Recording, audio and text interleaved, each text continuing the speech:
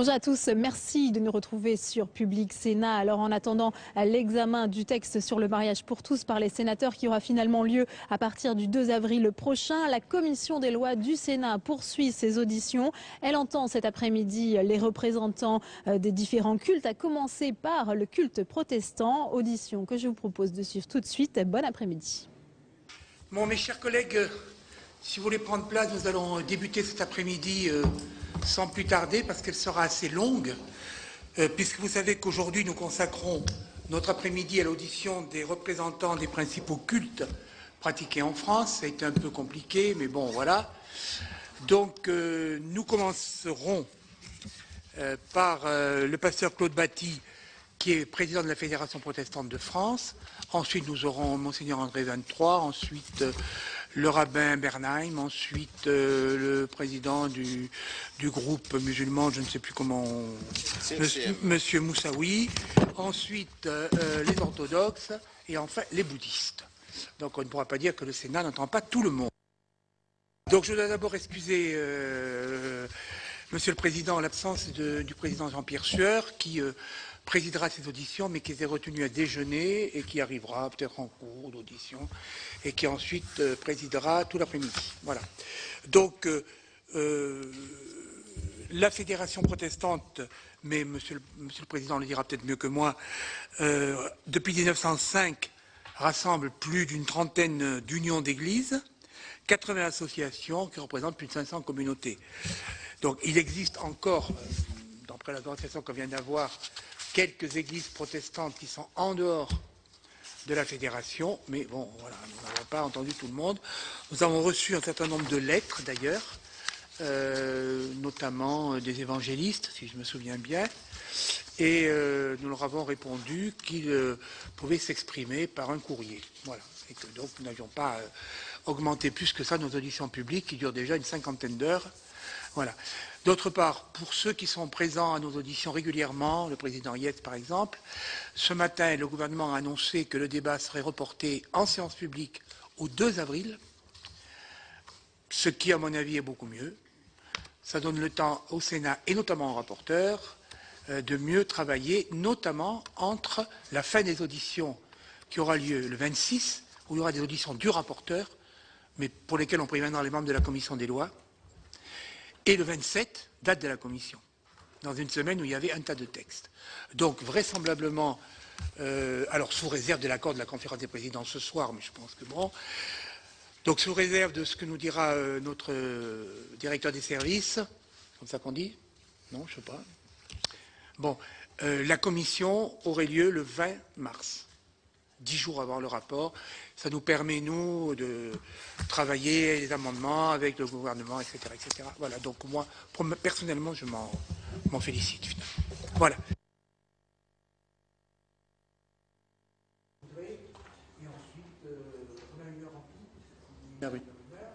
On n'a pas voulu faire des tables rondes, puisque certains s'étaient plaints. Et donc, on vous entend séparément. Je vous remercie. Monsieur le rapporteur, mesdames les sénatrices, messieurs les sénateurs, alors, je dois l'avouer d'entrée, un peu perplexe devant l'exercice qui m'est demandé, auquel je me plie de bon gré, parce que tout a été dit sur le sujet. Et il y aurait un peu de folie de ma part de penser que je pourrais faire changer d'avis des gens aussi éclairé que vous. Cependant, il peut être utile que vous puissiez avoir une idée directement de ce que pense la Fédération protestante de France. Alors, cela ne vous donnera pas une image précise, exhaustive de ce que pensent les protestants, car vous le savez, aucune institution aujourd'hui ne peut se prévaloir de dire la pensée de tous ses membres, et c'est, j'allais dire, encore plus vrai des protestants. C'est donc la réflexion du Conseil de la Fédération protestante que je vous livre rapidement aujourd'hui.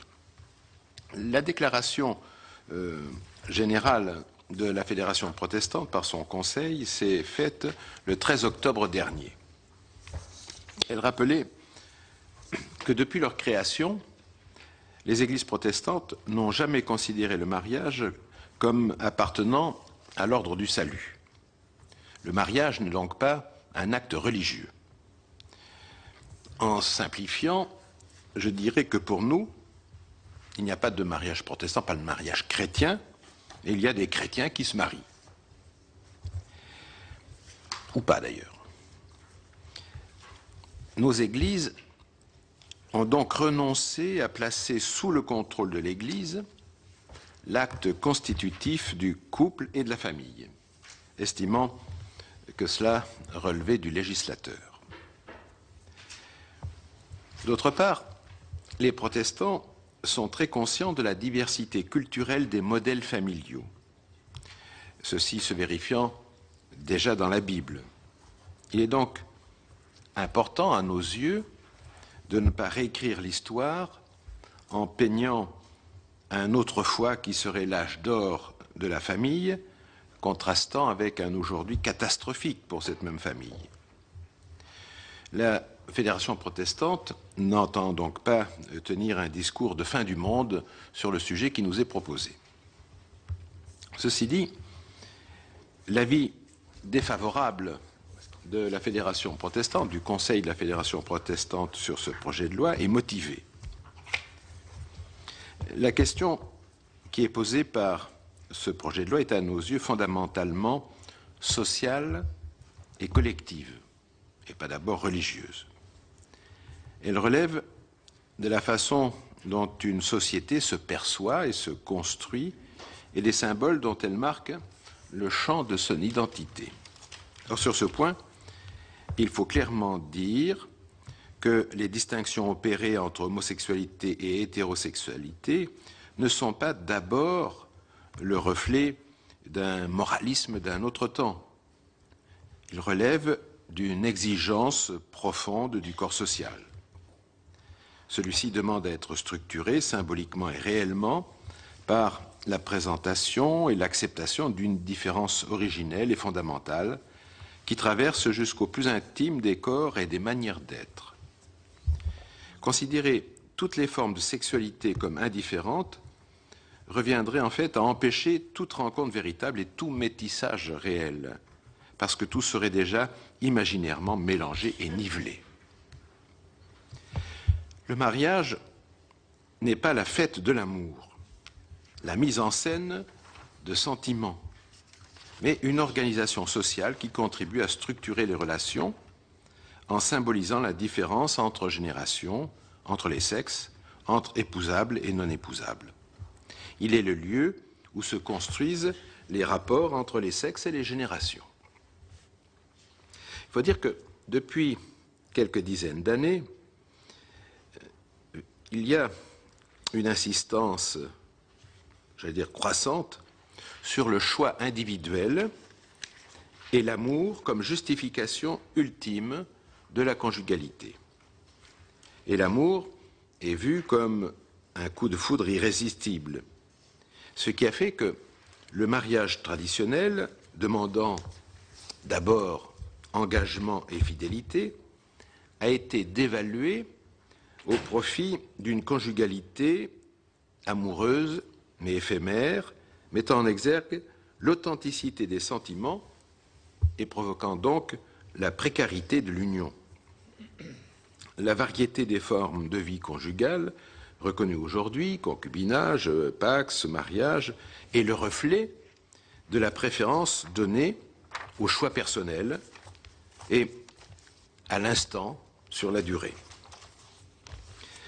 Le mariage pour tous est une forme ultime et paradoxale de cette évolution. En effet, ce mariage, entre guillemets, se justifie par l'amour de deux personnes. Au nom de quoi, de qui jugerait-on cet amour? C'est le refrain des personnes favorables à ce mariage. Or, d'une part, la loi est claire, tout amour ne légitime pas un mariage. Un oncle n'épouse pas sa nièce et un frère sa sœur, même adoptive.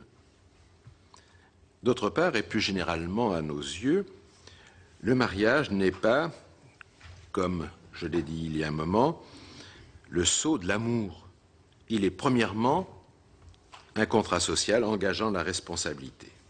Or, ni l'amour ni l'égalité ne justifient vraiment ce droit réclamé.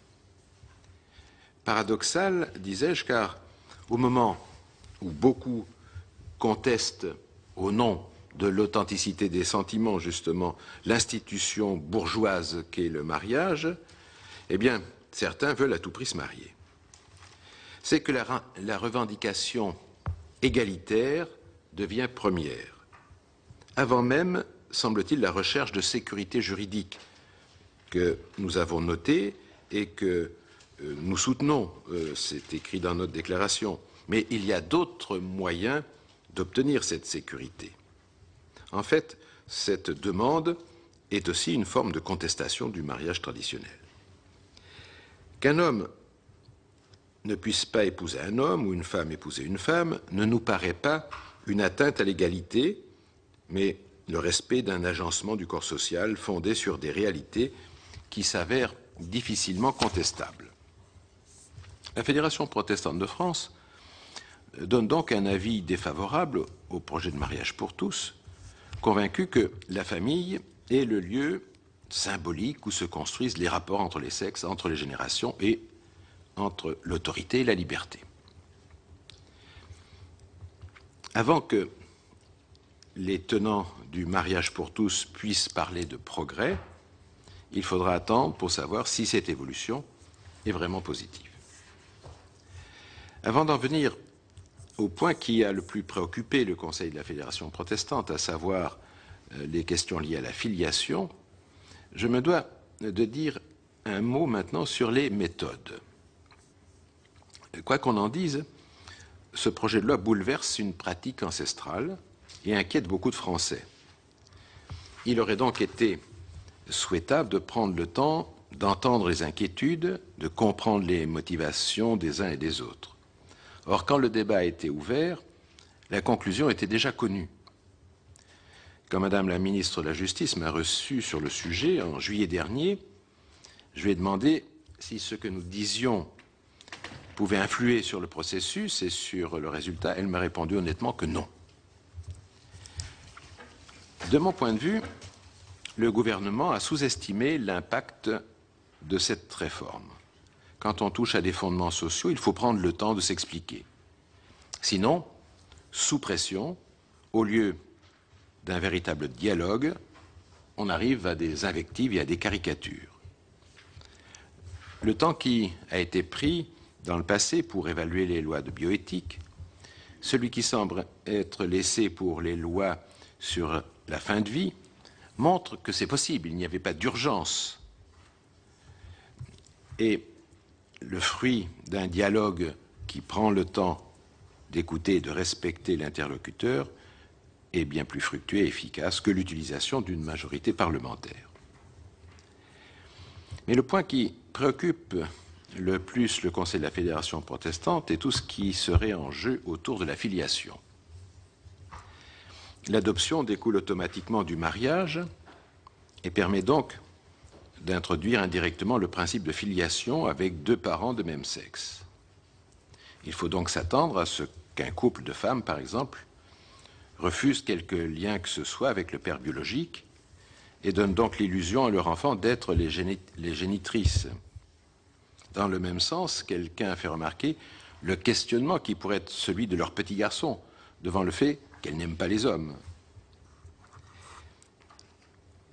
Il n'empêche que, même si nous sommes bien d'accord pour dire que ce qui compte dans les relations, c'est l'amour, et nous savons bien qu'il y a des enfants bien élevés par des personnes seules ou des couples homosexuels, et des enfants qui se développent harmonieusement, il n'empêche que nous croyons qu'il est structurant et important qu'un enfant puisse se situer dans une lignée maternelle et une lignée paternelle. Quoi qu'on puisse dire, notre origine est bisexuée. Et nous pointons ici les dérives prévisibles qui se feront évidemment au détriment des enfants et qui encourageront certainement la marchandisation du corps humain. Nous notons que nous ne sommes pas la source de nous-mêmes. nous recevons notre identité d'un autre. Nous ne pouvons pas prétendre tout maîtriser. Et la sexualité est un de ces signes qui appellent à reconnaître l'altérité. L'enfant n'est pas un droit mais une grâce, et c'est un sujet. Et le corps de la femme ne peut pas devenir une marchandise ou un outil en location. Ceux qui considèrent que l'égalité doit être nivelante doivent admettre que les couples de femmes sont avantagés, si j'ose dire, par rapport aux couples d'hommes. Alors, pour réparer cette inégalité, faudrait-il permettre la gestation pour autrui? La Fédération protestante, comme la loi jusqu'à aujourd'hui, est opposée à ce commerce qui dévalorise le corps féminin, qui exploite les plus faibles et se moque de l'inégalité criante générée par l'argent. En conclusion, à nos yeux, puisque la loi sur le mariage pour tous semble maintenant acquise, irréversible, il conviendrait de prendre le temps de réfléchir sur la filiation sans vouloir pousser l'avantage acquis en quelque sorte et trop rapidement. Il est important de réfléchir ensemble pour qu'au moins sur la filiation, un débat serein et contradictoire puisse être mené. Voilà les quelques remarques que je voulais faire avant d'entendre vos questions. Merci, Monsieur le Président. Donc, peut-être que Madame Meunier, qui est rapporteure pour avis pour la Commission des affaires sociales, a quelques questions ou réflexions à faire, et ensuite, ça sera à vous, mes chers collègues. Oui, merci bien. Donc j'ai écouté avec beaucoup d'intérêt votre propos. Donc vous dites que le mariage, c'est pas la fête de l'amour, mais c'est une organisation sociale. Hein. C'est vous qui avez dit que c'est une question sociale et collective. Donc ma première question, c'est eh bien, à votre avis, pourquoi est-ce que la place du religieux est très importante en ce moment, ou a été très importante dans ce projet de loi? Et puis, deuxième question, vous accueillez sûrement dans votre fédération des croyants qui ont des orientations sexuelles différentes que l'hétérosexualité, qui sont donc homosexuels. Et je voulais savoir quelle place vous leur faites, quelle a été aussi leur participation dans le débat qui a traversé votre fédération sur cette question de projet de loi de mariage. Merci, Michel.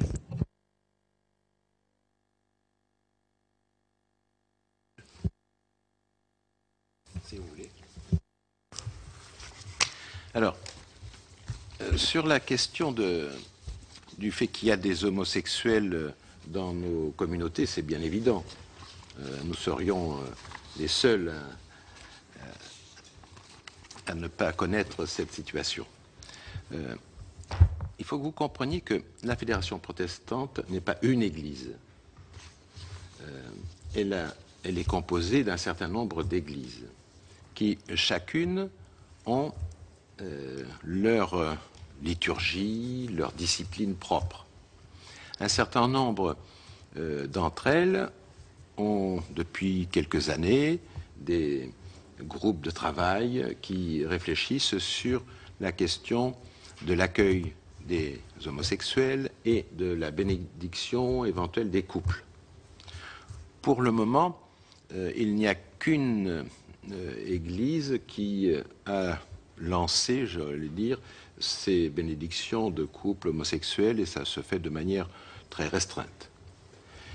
Mais il y a une grande diversité. Dans d'autres communautés, il ne sera pas question de ça. De manière générale, il y a un accueil dans les communautés sans restriction des homosexuels. Mais il n'y a pas, sans doute, dans l'avenir, le même accueil qui sera fait à la question de la bénédiction des couples homosexuels. Mais ça ne dépendra pas de la Fédération protestante, mais de chacune des églises et communautés.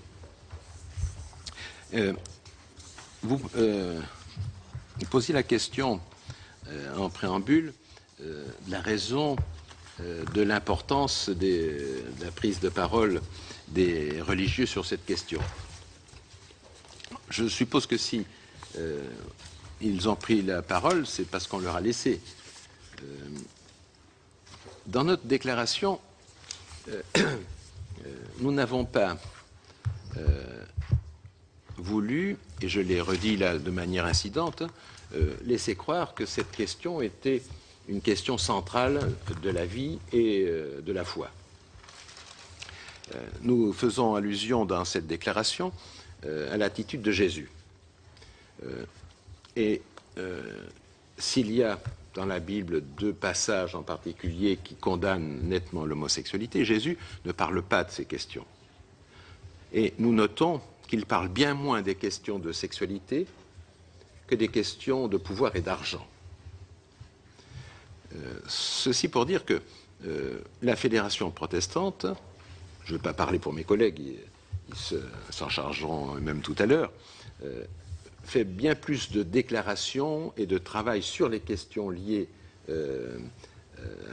à la société sur le plan de l'inégalité, de l'accueil des étrangers, toutes ces questions-là, que sur les questions de sexualité.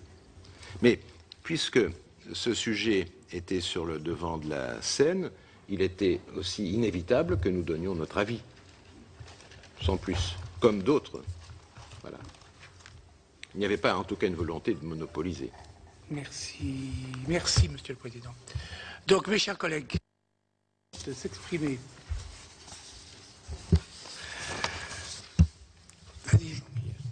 Jean-Pierre Gaudin, sénateur de la Manche.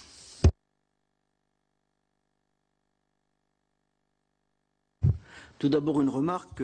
Dans votre propos liminaire, je voudrais dire que je partage votre propos quand vous dites que le mariage n'est pas un acte de salut. Il n'y a pas de mariage chrétien, il y a des chrétiens qui se marient. Je pense que c'est quelque chose dans la réflexion qui doit être la nôtre aujourd'hui, étant donné le caractère parfois un peu outrancier que prennent certains propos, qui est tout à fait essentiel. Mais j'aurais voulu vous poser une question. Vous avez parlé beaucoup de la méthode. Et la question que je souhaitais vous poser, c'est que vous avez fait référence à 2 textes, la loi bioéthique et la loi sur la fin de vie. Est-ce que vous pensez que devant la situation où nous sommes, nous pouvons continuer à faire comme nous avons fait sur la loi bioéthique, c'est-à-dire il y a eu un travail qui a été effectué, il y a eu revision des lois bioéthiques et il était prévu dans le texte initial qu'on ne reviserait pas les lois bioéthiques. Il a fallu des amendements ici au Sénat pour qu'on fixe la revision de la loi bioéthique à dans 7 ans. Et concernant la fin de vie, en tant que rapporteur de la proposition de loi commune à des sénateurs de différents groupes sur ce projet, on s'aperçoit que pratiquement tout a été dit, tout a été étudié, et quand on lit le rapport Sicard, on s'aperçoit qu'on n'apprend pas grand-chose de nouveau, sauf peut-être une petite avancée vers le suicide assisté et vers la sédation terminale. Ne croyez-vous pas qu'à un certain moment, quand le débat a eu lieu, il est temps que le Parlement puisse trancher ? Cette première question. Estimez-vous donc en corollaire que depuis le début, l'opinion publique est maintenant suffisamment avertie des choses pour que nous puissions statuer en toute connaissance de cause? La deuxième chose, vous allez faire état donc du problème de l'affiliation, mais ce qui concerne l'AMP, je continue à dire AMP, ou la GPA, ce n'est pas dans le texte. Et je rappellerai quand même que le Sénat, lors des revisions de loi bioéthique, avec l'accord de son rapporteur Alain Millon, avait voté un texte qui malheureusement a été rejeté à l'Assemblée nationale, où il était prévu que l'AMP était ouverte pour des raisons médicales et sociétales. Donc, si vous voulez, ma question est de dire, à vouloir tout le temps rejeter, refaire un débat, est-ce que finalement, ce n'est pas plutôt une manœuvre dilatoire pour repousser les choses, plutôt que de faire en sorte qu'on décide une bonne fois pour toutes de ce qui doit faire la règle dans notre pays? Merci. Avant, je ne vais pas me faire le porte-parole des églises, mais pour nos collègues qui sont là, il ne vous échappera pas qu'il y a quand même une différence fondamentale entre les églises protestantes et, par exemple, l'église catholique. C'est que les protestants n'ont pas de sacrement. Si. Enfin. Il y en a 2. Oui, mais pas de la même manière. Voilà. Mais pas de la même manière. Bon. Et que donc, ça explique ce qui a été dit là. Voilà. Il n'y a pas de mariage religieux, il y a des gens qui se marient religieusement. Voilà.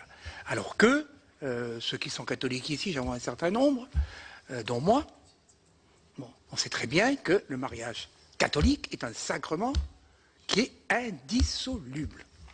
Voilà. Et que donc, ça pose peut-être quelques problèmes à l'Église pour donner ce sacrement à des gens du même sexe. Mais Monsieur Jean 23 nous le dira, Monsieur André 23 nous le dira tout à l'heure. Alors, sur la question de méthode, j'entends bien ce que vous dites, qu'on ne peut pas toujours discuter et jamais trancher.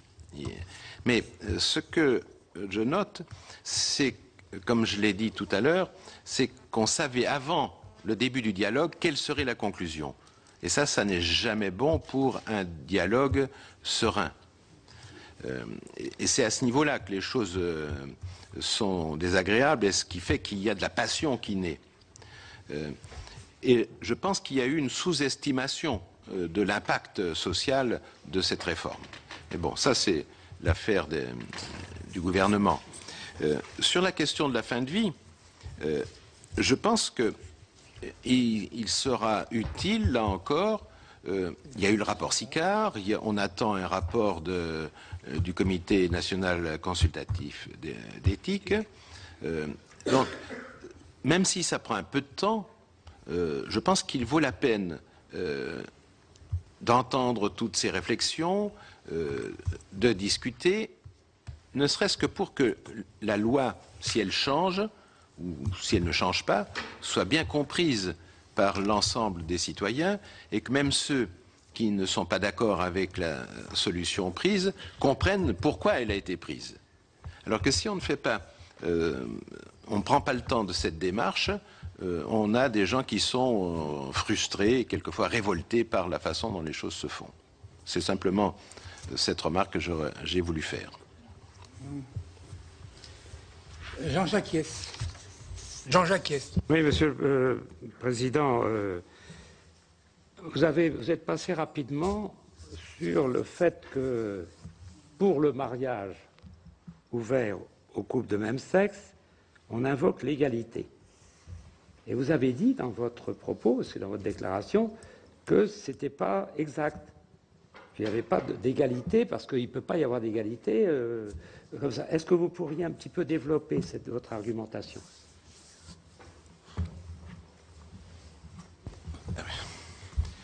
Je pense que vous serez d'accord avec moi pour dire que l'argumentation essentielle est venue sur cette question-là. Or, il nous semble que cette question de l'égalité est mal posée, puisqu'il y a bien des domaines dans la société où l'égalité n'empêche pas la différence, et sans qu'on remette en cause quoi que ce soit. J'avais pris une fois cet exemple qui vaut ce qui vaut, c'est quand j'en avais parlé, je crois, à la ministre, puisqu'on était au moment des Jeux Olympiques, je lui avais rappelé qu'il y avait des épreuves pour les hommes et pour les femmes. Tout le monde ne courait pas dans les mêmes séries. Ça n'impliquait pas que les femmes avaient moins de dignité que les hommes. Mais là, c'était une reconnaissance toute simple qui fait état d'une différence sans que l'égalité soit en jeu. Et je pense que sur ces questions-là, on est dans le même registre. Il faut être en mesure d'accepter des différences qui n'impliquent pas des inégalités fondamentales. C'est ça l'idée de ce que nous voulons dire. Et tout en disant aussi que nous comprenons qu'il y a, de la part des couples homosexuels, une recherche de sécurité juridique. Mais nous estimons qu'elle aurait pu être trouvée par un autre moyen que par le mariage. Monsieur Duluard, et puis le comte. Oui, si je vous comprends bien, Monsieur le Président, et je partage votre analyse, c'est le mot qui n'est pas approprié à la situation. Le mot « mariage pour tous » n'a pas de vraie signification. Et c'est là où est la difficulté et le malentendu dans lequel nous sommes tous depuis quelques semaines. Ce serait une union civile amélioré, car je suis de ceux qui pensent que, effectivement, la possibilité de pension de reversion, la possibilité d'hériter n'avait été pas prévue initialement dans le Pacs, et que c'est là où le législateur doit amender. Mais par contre, le cheminement que nous menons actuellement, j'ai du mal à comprendre, peut-être parce que j'ai des convictions religieuses, et qui font que, comme le disait M. Michel tout à l'heure, le mariage est un sacrement et n'est pas quelque chose de civil.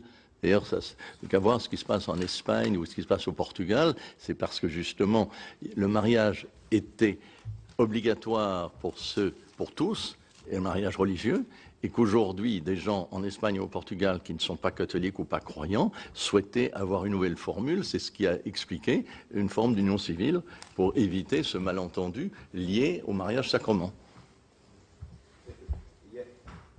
Il y a effectivement des pays où les prêtres ou pasteurs avaient rang d'officier d'état civil, c'est-à-dire que le mariage religieux valait comme mariage civil. Mais c'est pas le cas. C'est pas le cas chez nous. Mais ce que je pense l'ensemble des religieux contestent, c'est que si on avait fait une union civile avec des droits quasiment équivalents au mariage, personne n'aurait trouvé quoi que ce soit à redire. Ce qui est contestable de notre point de vue, c'est que on dit mariage pour tous, mais on met en cause quand même quelque chose qui existe depuis longtemps et qui ne sera plus jamais la même chose. C'est que ça n'est pas simplement on ajoute, c'est qu'on transforme. Et ça, c'est ce que nous contestons. Jean-Yves Lecomte. Oui, moi je regrette que ce débat ait été dramatisé, parce qu'en réalité, sur cette question, vous l'avez dit vous-même, en fait, c'est la suite logique d'une évolution du concept de mariage, la manière dont les gens l'appréhendent, même si là, sur ce sujet, il faut bien différer la partie religieuse, qui ne nous regarde pas ici, et la partie droit des hommes, droit, qui nous regarde ici au Parlement. Mais sur ce sujet, vous avez l'évolution du concept, la manière dont on le perçoit, plus vers, vous l'avez dit, l'amour, même si ça peut changer. À partir de là, effectivement, la question d'égalité se pose. Pourquoi des personnes de même sexe n'auraient pas un droit égal à ce contrat, à cette offre dans le droit pour consacrer leur amour et assurer une continuité dans le temps à leur union. Pourquoi? C'est la suite logique de cette évolution que vous avez vous-même signalée. De la même manière, pour l'adoption, il ne faut pas se tromper. Il faut regarder, malheureusement, pourquoi est-ce qu'il y a des adoptions. Je dis malheureusement. C'est parce qu'il y a des enfants qui ont des parts dans la vie dramatiques et que la meilleure solution pour eux, c'est de trouver une famille d'accueil. Or, rien n'est démontré sur le fait qu'une famille d'accueil hétérosexuelle est toujours supérieure à d'autres systèmes. Rien n'est démontré. Et qu'on voit bien que, dans plusieurs cas, il y a besoin d'une sécurité juridique. Rien de plus. Mais c'est ce que le Parlement peut apporter à des familles où un parent est le parent adoptif et l'autre parent, en cas de malheur, n'a pas de droit. Voilà, ce sont des questions pragmatiques. Il ne faut surtout pas dramatiser. Et je crois on aurait probablement besoin d'aborder cette question d'une manière beaucoup plus pragmatique par rapport à l'évolution des concepts et à leur suite logique et par rapport à la résolution d'un certain nombre de problèmes pratiques. Après, vous avez évoqué la question de la GPA et de la PMA. Alors, quand on les utilise généralement dans le débat parlementaire à l'Assemblée nationale, c'est souvent pour dramatiser les questions. Mais il y a quand même une question qui va derrière. C'est ce que Roselyne Bachelot avait appelé dans son temps le dumping éthique. À partir du moment où des choses se posent dans d'autres pays, comment y répondre? Pragmatiquement, on ne peut pas accepter tout ce qui se passe ailleurs. On ne peut pas accepter tout ce qui se passe ailleurs, mais là encore, quand il y a un humain en jeu, on ne peut pas être totalement indifférent. Et il ne faut surtout pas dramatiser ces cas-là. Des enfants qui sont nés par GPA à l'étranger, ça reste des enfants. Et il ne s'agit pas de dramatiser, là encore, la question. Il s'agit de trouver la réponse pragmatique pour que leurs droits soient respectés. Merci Jean-Yves Lecomte.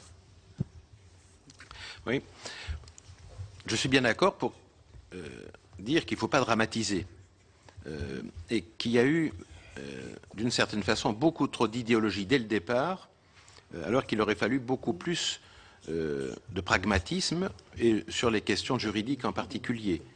Mais je pense que le débat, et ça c'est pas du fait des religieux en particulier, a été placé tout de suite sur une notion un peu idéologique et quelquefois de manière un peu douteuse en disant c'est la modernité, c'est le progrès, les lumières contre l'obscurantisme. Or, on ne peut pas traiter ces questions-là de cette façon-là. Je pense qu'il y a effectivement dans notre société une évolution culturelle qui a touché le mariage qui est indéniable. Même si la plupart des couples sont mariés dans notre pays, il y en a beaucoup qui ne sont pas mariés, qui vivent en concubinage et puis qui se marient, et puis on sait bien le nombre de divorces qui existent, etc. Les Pacs, d'ailleurs des Pacs qui étaient faits pour les homosexuels et qui sont plutôt recherchés par les hétérosexuels. Enfin, tout ça n'amène pas beaucoup de clarté. Mais ça montre aussi, de mon point de vue, l'évolution de la mentalité de la société. On est dans une société où on n'est plus habitué à prendre le temps. On n'attend pas. Si on a une difficulté, il faut que tout de suite elle soit résolue. Et en général, quand on a une difficulté relationnelle dans un couple, eh bien on se sépare. Il n'est pas question de réparer. Ce qui fait que on est, c'est vrai, dans une toute autre culture et je ne suis pas sûr que la question posée concernant le mariage pour tous soit une bonne façon de poser ces questions sociales. Je crois que là, il y a eu trop d'idéologie mal placée. Qui demande la parole? Mathieu, Hugues Portelli. Monsieur le Président, je voulais vous demander, imaginons que le projet de loi soit adopté. Quelle sera l'attitude des églises? Quel type de rapport entre le mariage religieux qui sera célébré et le mariage civil ou ce qui en tiendra lieu? Quel type de rapport nouveau s'établira-t-il? Par exemple, la loi impose aujourd'hui qu'on se marie d'abord civilement avant de se marier religieusement. Est-ce que des chrétiens, par exemple, comme moi, qui voudraient se marier, qui ont une certaine conception du mariage, qui se marieront religieusement, eh bien ces chrétiens-là, lorsqu'ils se trouveront face à, l'obligation de se marier d'abord civilement, alors qu'ils n'ont pas tellement envie de le faire, en tout cas sous cette forme-là, et deuxièmement, lorsqu'ils auront été mariés religieusement, imaginons qu'ils se marient religieusement, quelle sera la situation qui sera la leur? Est-ce que vous ne pensez pas qu'il serait intéressant d'imaginer que pour ceux qui se marient religieusement, mais qui considèrent que le mariage qu'on va nous servir est une mascarade, eh bien il faut établir des effets civils au mariage religieux, de façon à ce qu'il n'y ait plus de mariage, entre guillemets, civil pour ce type de situation? Alors, je pense que vous avez dû arriver après mon introduction. Non, mais c'est pas pour vous le reprocher, c'est parce que j'ai traité implicitement cette question. Pour dire que pour les protestants, il n'y a pas de mariage religieux. Ce qui veut dire que ce qui va se décider ne changera rien pour nous. Déjà maintenant, il peut arriver que des protestants se marient à la mairie et n'aient pas de mariage religieux après. Ça ne leur pose pas de questions dans leur communauté. On ne va pas leur reprocher. Vous n'avez pas de mariage religieux, donc vous ne pouvez pas participer à la vie de la communauté. Je vous accorde que la plupart du temps, les gens qui font un mariage civil demandent une bénédiction religieuse. Mais ça n'est pas toujours le cas, et ça n'a pas été toujours le cas, loin de là, dans l'histoire. Ce qui veut dire que demain, les gens qui se marieront sous la nouvelle forme demanderont ou pas une bénédiction dans leur communauté. Et là encore, il n'est pas garanti que le pasteur soit d'accord ou pas. Donc ça sera une négociation en quelque sorte entre eux. Il y aura des églises qui accepteront de donner une bénédiction à des couples homosexuels et d'autres qui le refuseront. Donc il y aura une variété de réactions, mais ça ne changera pas grand-chose pour notre vie, cette loi, en ce qui nous concerne, protestants. Merci. Oui? Non, je croyais. Président, puisque j'ai vu que vous aviez été en Suède pendant un certain nombre d'années, il y a une loi suédoise, et c'est une église, quand le Parlement décide, l'église est une église nationale.